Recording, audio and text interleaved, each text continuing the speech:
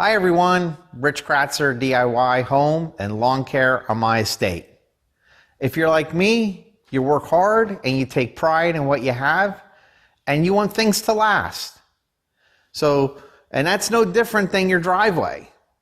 So let me show you my situation and what I'm gonna do to help preserve the condition of my driveway so I get longevity and it appears as nice as the day that it was installed. I have a landing up here, which is just a flat parking area. It's approximately 80 feet by 100 feet. And then my driveway from the top of this landing all the way down to the road is another 550 feet. So just think about what it would cost in materials alone to put that driveway in. So you want it to last long, right? And I'll show you how I was clearing the snow and how I'm gonna be clearing the snow as soon as we get weather out of the 50s and 60s. So my main piece of equipment here at the house that I use for mowing and everything else is a New Holland TC33D. And if anybody's owned a compact or subcompact tractor, the first piece of equipment they get is normally a front end loader because it's very versatile, and I'm not going to get into everything you do with it, but I used this when I had a stone driveway when I had my 4-inch base of asphalt laid several years afterwards. And let me show you what I did to the bucket. So if you look at this bucket, it's got a weird wear guard and it's held in place by bolts. Most buckets are already pre-drilled.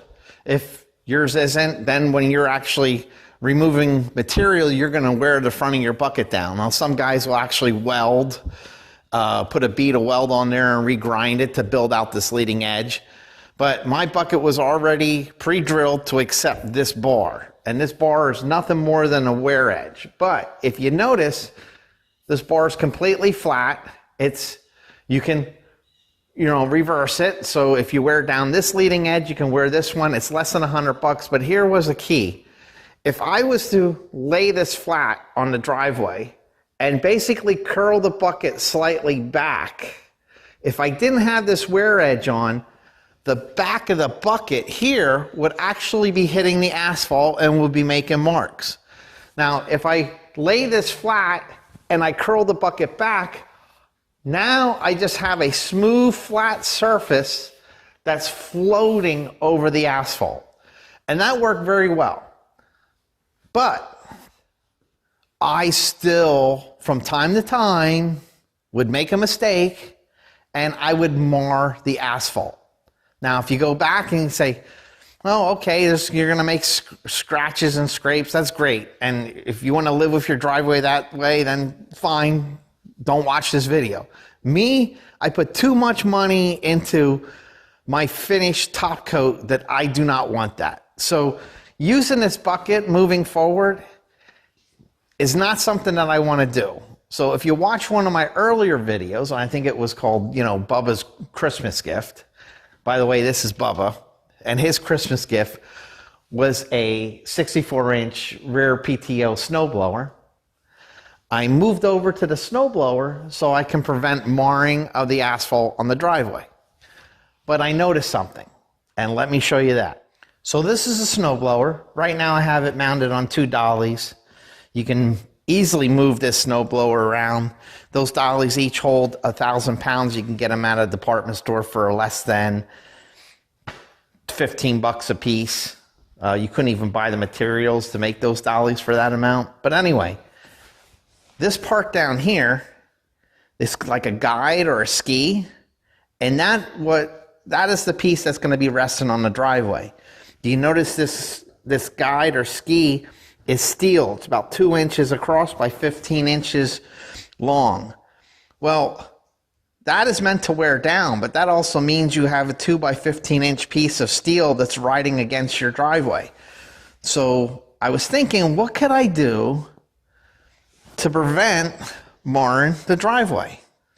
So this is what I came up with. This is a heavy plastic which is a polyurethane-based plastic. It's flexible, but yet it's very dense. You can buy this right online. I cut it 2 inches by 15 inches, made a couple sets. Simply drill 2 holes about 2 inches in from the leading edge. Have 2 stainless steel screws or bolts. I believe these are 7/32. I'm going to countersink the plastic so that the top of the head of the bolt is going to be about halfway through the plastic, the polyurethane. And then we're going to attach it to the skis, which is what I call, but they're actually guides. And this is what's going to be riding against the snow and laying against the asphalt. And this will not mar the asphalt at all. So I'm going to show you how I'm going to mount it. But if I attach this to the bottom of the guide, what is that going to do to the leading edge of the snowblower? So technically it's going to increase the height where it's collecting snow by another 1/4 of an inch, because I just added a 1/4 of an inch. And I think I came up with an idea to at least reduce that height somewhat. To get to the guides and obviously get them off the ground, I got to get the snowblower attached to the 3-point hitch of the tractor, which I'm going to do. But one thing when you buy these snowblowers, you know, this shaft is adjustable. And they make it that it can fit on many different types of tractors. It comes in 2 pieces. As you can see, it slides. So what I had to do, and I have it over here, is that you got to cut the drive shaft, which there's 2 pieces which go together, and the plastic that covers this drive shaft, so it matches the length of, or I should say it matches the clearance. And what you do is after you're attaching the snowblower to the 3-point hitch, you put it to its furthest up position, because that's at the point that the shaft is the shortest length. You measure 1.5 inches in from the collar, and you mark the end of the drive shaft. You separate the drive shaft, you measure the length on both ends, and you cut both shafts to the equal length. In this case, I had to take off 5.5 inches from both ends of the drive shaft. When I put it together and mounted it, now I know that when I attach this drive shaft and put the snowblower in the up position, I'm gonna have 1.5 inches of clearance before it would actually bottom out. So let's get this attached and let's start working on the guides.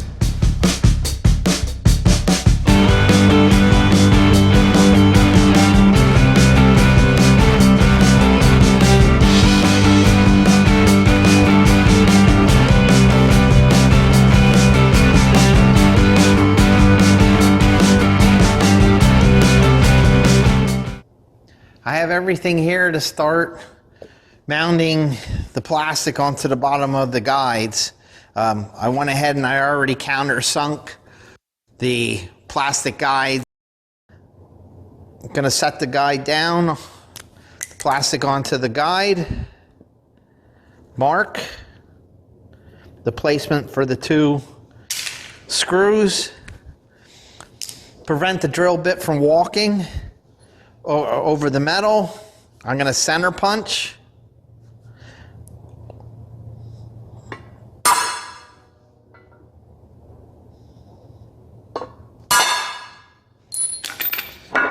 I'm also going to just brace this. Let's start drilling.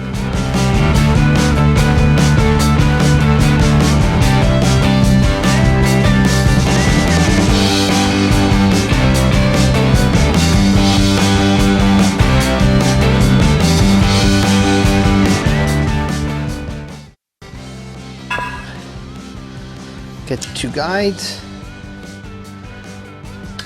2 screws,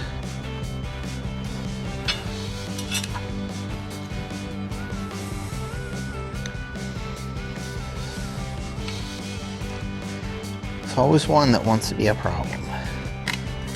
There we go.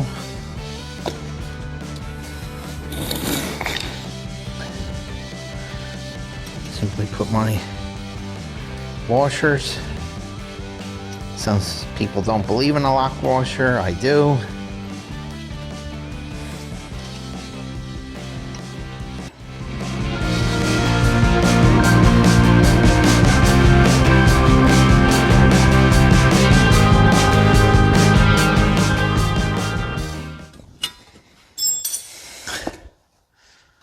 There it is.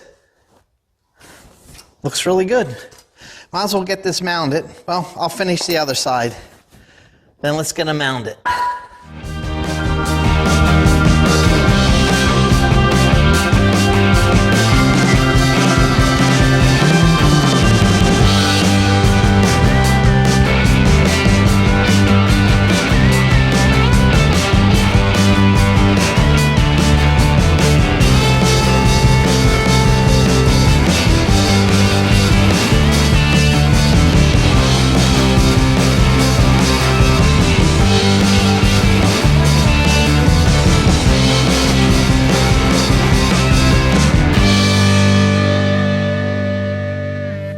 You notice I kept these just a little loose.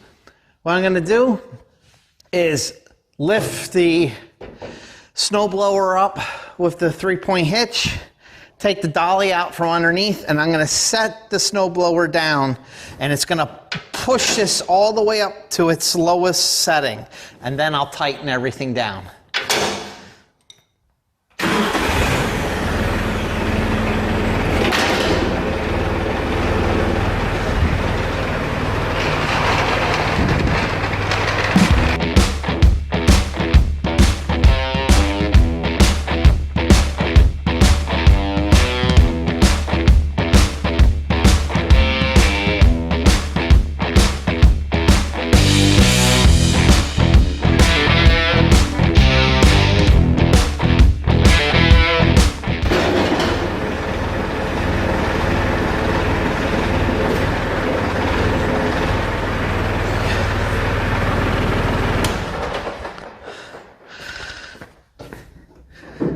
Everything's tight. I'm going to take this outside, put it on the driveway, and let's see how close the cutting edge is since I added the 1/4 inch plastic to the bottom of the guides.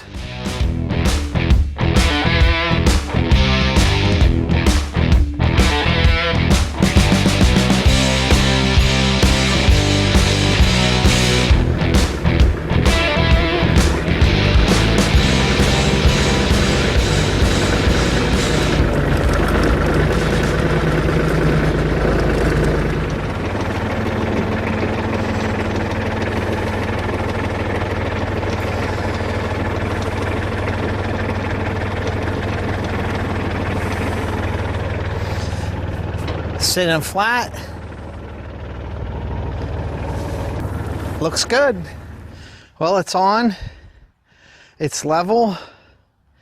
Its driveway is protected. Important thing is, look at how close the cutting edge. Right there's the cutting edge. That cutting edge is probably no more than a 1/4 inch off of the driveway. So I'm actually going to try it like that for the first time. But if I find out that that is actually not close enough, I'm going to put a 1/4 inch PVC tubing and I'm going to epoxy it on there to match the same 1/4 inch that I put on the bottom of the guides. And that cutting edge should be right on top of the asphalt. So this project I think went pretty well. Did take me a little time. Cost wasn't much, probably less than $30 tops. And I have enough, even if I wear out that polyurethane on the bottom, I have enough for 3 seasons. Now I have to go ahead and stake the driveway because even though it's about 55 degrees out, they're saying it's going to drop down to 25 degrees tonight. Next week, we're having 2 days that are barely going to break freezing, and we got a chance for snow 2 days out of the week. So not that I like snow, but I'm kind of excited to try the new snowblower out. Check out my other video, which was Bubba's Christmas gift. You can see me picking up the Woods 64-inch snowblower. And I'd like to thank everyone for watching. As I always say, if you found this entertaining, give me a thumbs up, subscribe, give me a like, and I'll catch you on the next one. Thank you.